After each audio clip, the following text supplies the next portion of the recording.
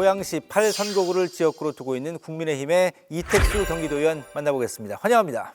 안녕하세요. 네. 반갑습니다. 어서 오십시오. 예.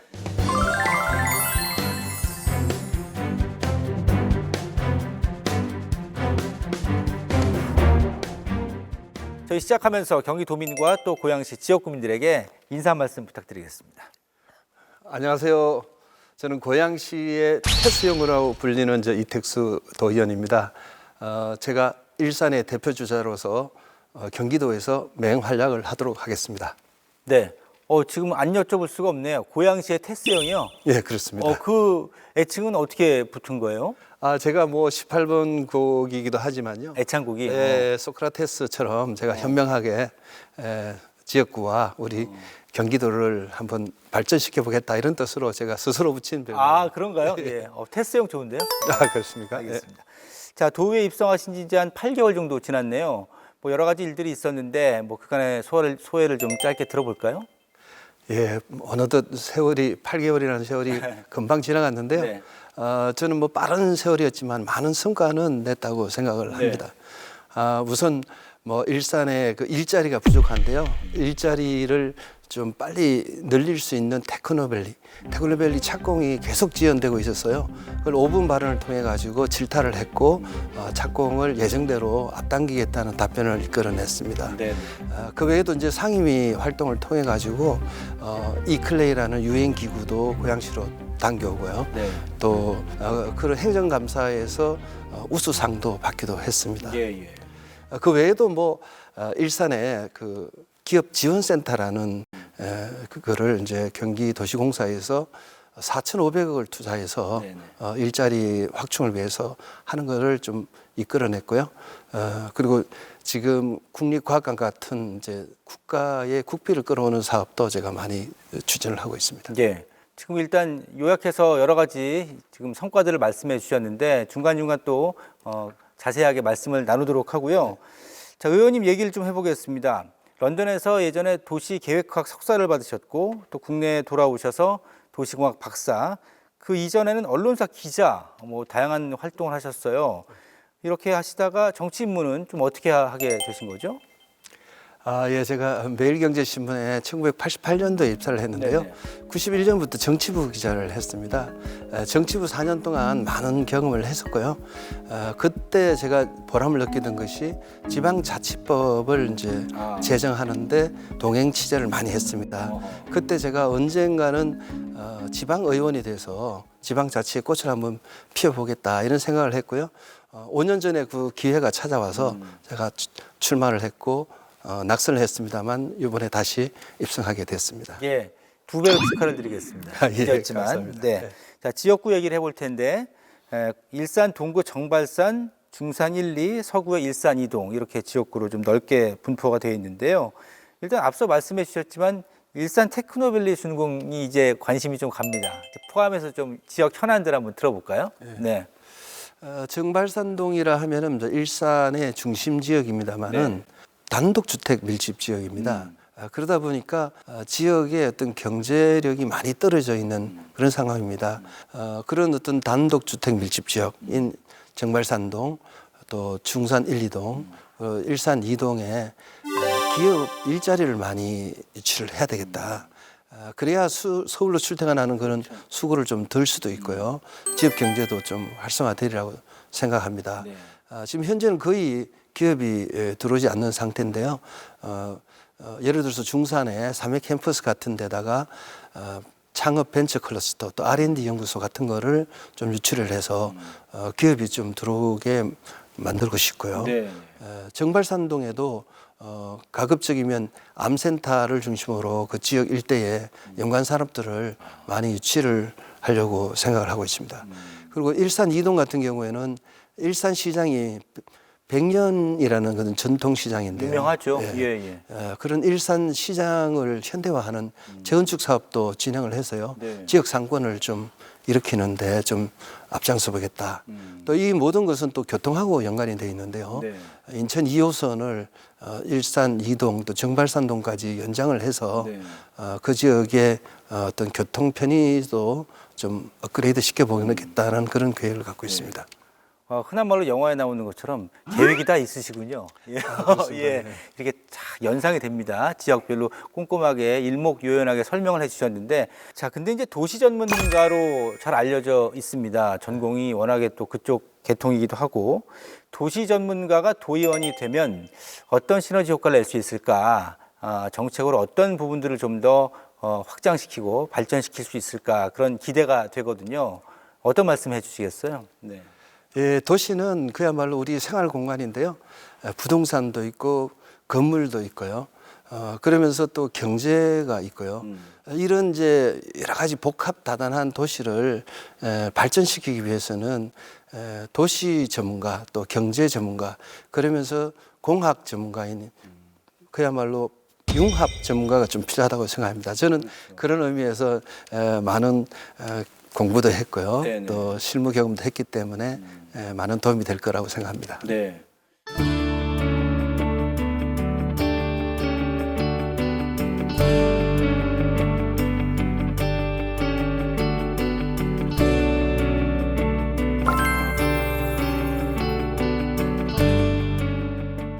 관련 계통에서 워낙에 오랫동안 내공을 쌓으셨기 때문에 이에 대한 신뢰감은 뭐 도민들이 많이 갖고 계시리라 생각이 되는데요.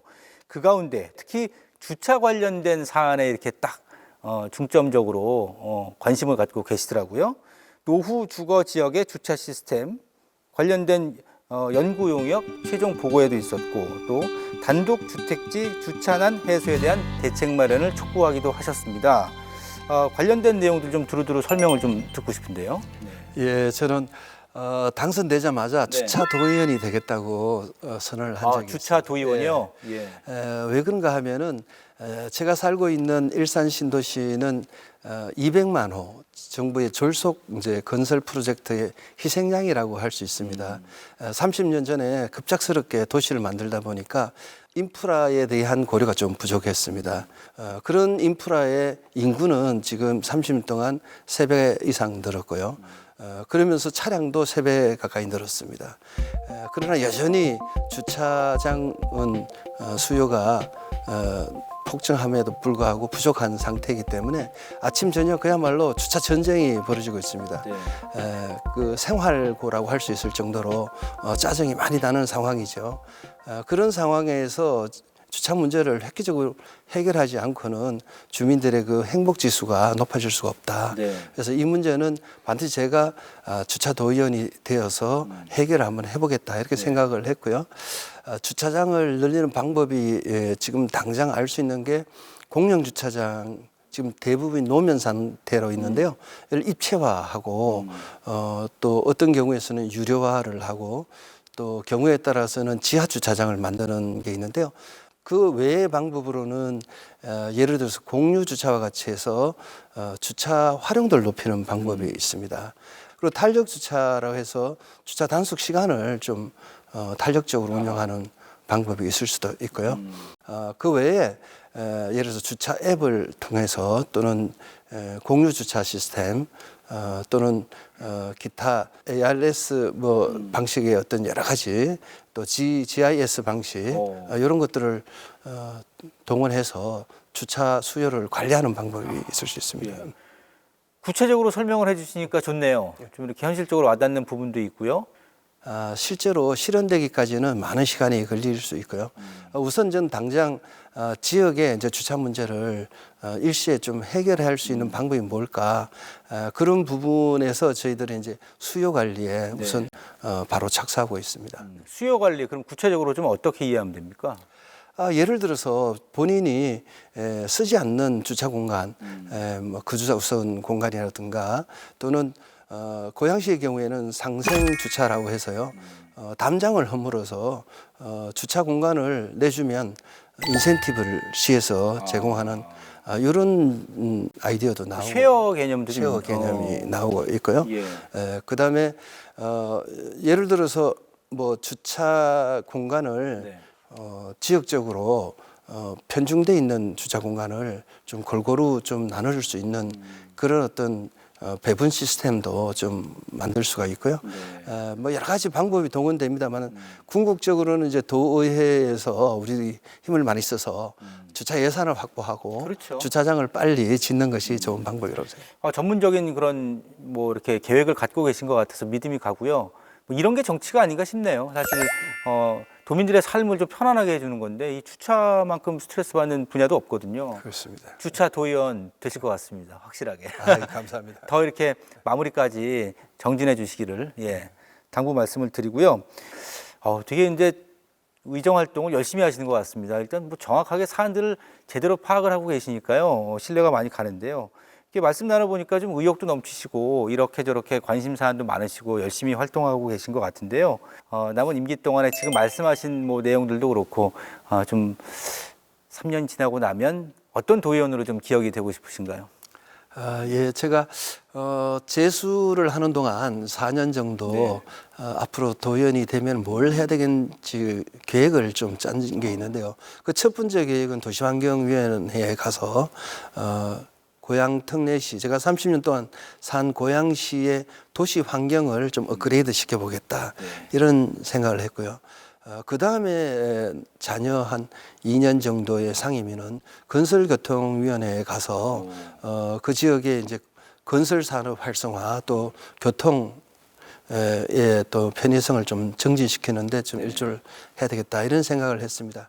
이 두 가지 상임위는 결국 경기도 차원에서 고향 특례시의 성장 엔진을 좀 달아주는데 큰 역할을 할 수 있을 거다 이런 생각이 되고요.